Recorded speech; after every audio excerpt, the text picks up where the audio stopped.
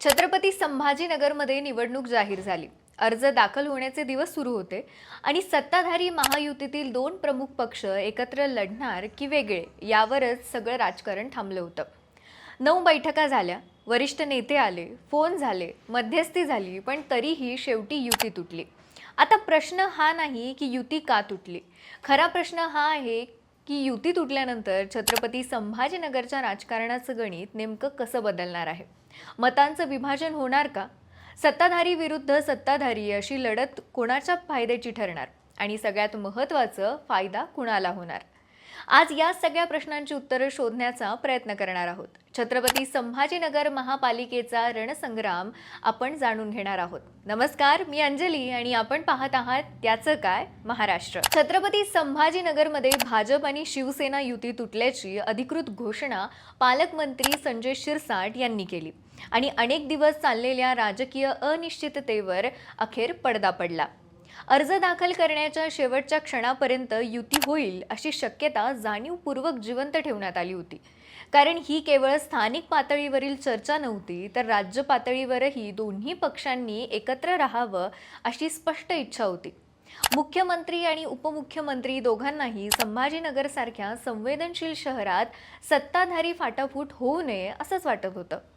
पण प्रत्यक्षात शहरात जे घडत होतं ते वेगळंच चित्र दाखवत होतं. तब्बल 9 ते 10 बैठका झाल्या. स्थानिक नेते, जिल्हा पातळीवरील पदाधिकारी आणि थेट प्रदेशाध्यक्षांपर्यंत चर्चा पोहोचल्या. तरीही शेवटपर्यंत जागा वाटपावर ठोस आणि अंतिम निर्णय झालाच नाही. शिवसेनेचा दावा असा होता की आम्ही मोठा भाऊ, छोटा भाऊ असा कोणताही वाद केला नाही. 6 आमदार आणि 1 खासदार असूनही आम्ही तडजोडीची भूमिका घेतली. मात्र भाजपकडून येणारे प्रस्ताव सतत बदलत होते आणि स्पष्टता नव्हती. याच टप्प्यावर आरोप प्रत्यारोपांची राजकारणातली खरी लढाई सुरू झाली. संजय शिरसाट यांनी थेट आरोप केला की भाजपने आम्हाला शेवटपर्यंत झुलवत ठेवलं. शिवसेनेच्या उमेदवारांना अर्ज भरण्यापासून थांबवलं गेलं, तर भाजपच्या इच्छुकांना मात्र तयार राहण्याचे संकेत दिले गेले. हा आरोप केवळ जागा वाटपापुरता मर्यादित नव्हता, तर तो विश्वासघाताच्या भावनेतूनही आलेला होता. त्यांच्या भाषणातील भावनिक सूर हे सांगत होता की ही फक्त राजकीय चर्चा नव्हती, तर अंतर्गत अस्वस्थता होती. दुसरीकडे भाजपने मात्र संपूर्ण जबाबदारी शिवसेनेवर ढकलली. भाजप नेत्यांचा दावा असा की शेवटपर्यंत युतीसाठी प्रयत्न झाले, मात्र शिवसेनेतच अंतर्गत समन्वय नव्हता. जिल्हा प्रमुख राजेंद्र जंजाळ यांची उघड नाराजी, कार्यालय सोडणं आणि थेट पालकमंत्र्यांच्या घरासमोर शिवसैनिकांचा जमाव या सगळ्यांचा दाखला देत भाजपने सांगितलं की युती तुटण्याचं मूळ कारण शिवसेनेतील गोंधळ आहे. या सगळ्या वादाच्या केंद्रस्थानी एक महत्त्वाचा पण न बोललेला मुद्दा आहे, तो म्हणजे वैयक्तिक आणि स्थानिक समीकरणांचा. भाजपकडून नाव न घेता असा आरोप केला जात आहे की संजय शिरसाट यांनी वैयक्तिक ॲडजस्टमेंटसाठी युती तोडली. आता बघा, जर विचार केला तर हा आरोप थेट वैयक्तिक पातळीवर येतो. कारण त्यांची मुलगी हर्षदा शिरसाट आणि मुलगा सिद्धांत शिरसाट यांनी उमेदवारी अर्ज दाखल केल्यामुळे 2 सुरक्षित प्रभाग सुनिश्चित करण्यासाठी युती मोडली गेली का असा सवाल उपस्थित केला जातो. आता हा मुद्दा इतका ठळक का होतोय? कारण एकीकडे भाजपने स्पष्ट आदेश दिलेत की निवडणूक कार्यकर्त्यांची आहे, त्यामुळे आमदार खासदारांच्या मुलांना तिकीट देऊ नये. त्यामुळे हर्षवर्धन कराडचे तिकीट सुद्धा रद्द झाले.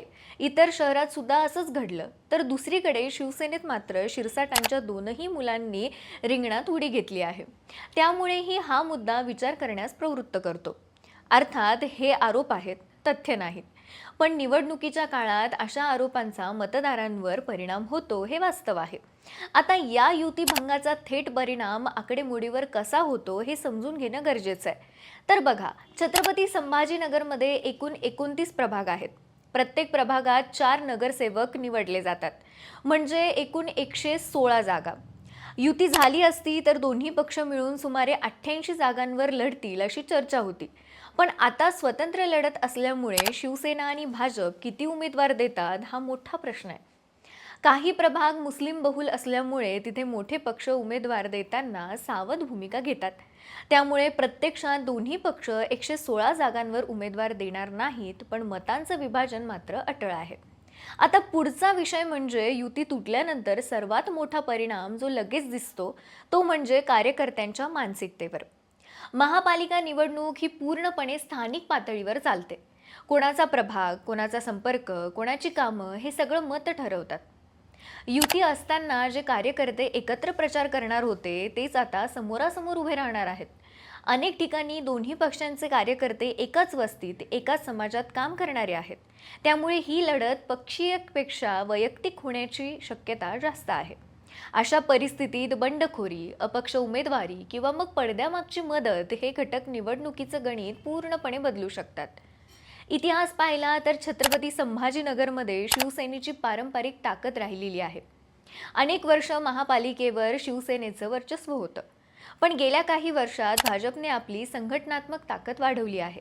आता युती तुटल्यामुळे शिवसेनेचा कोर मतदार आणि भाजपचा कोर मतदार वेगवेगळ्या दिशेने जाणार आहे. याचा फायदा तिसऱ्या राजकीय घटकांना होऊ शकतो, विशेषतः ज्या भागांमध्ये थेट लढत तुटक झाली आहे तिथे. या सगळ्या घडामोडींचा अर्थ असा की ही निवडणूक आता सरळ शिवसेना विरुद्ध भाजप अशी राहिलेली नाही. ही निवडणूक म्हणजे सत्ताधारी विरुद्ध सत्ताधारी अशी लढत आहे.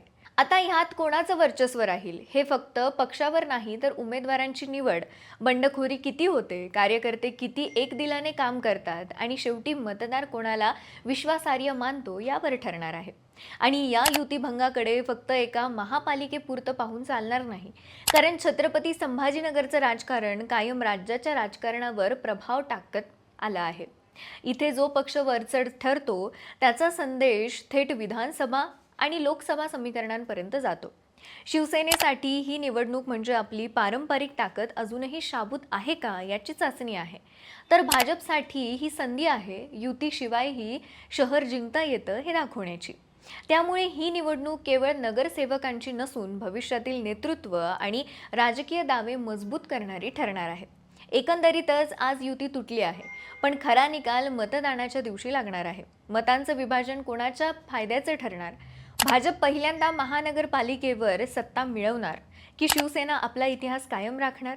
आणि या सगळ्या संभाजीनगरचा मतदार नेमका कुणाच्या बाजूने उभा राहणार हे उत्तर येणाऱ्या काही दिवसात मिळेल. तुम्हाला काय वाटतं? युती तुटल्याचा फायदा कुणाला होणार? कमेंटमध्ये नक्की सांगा.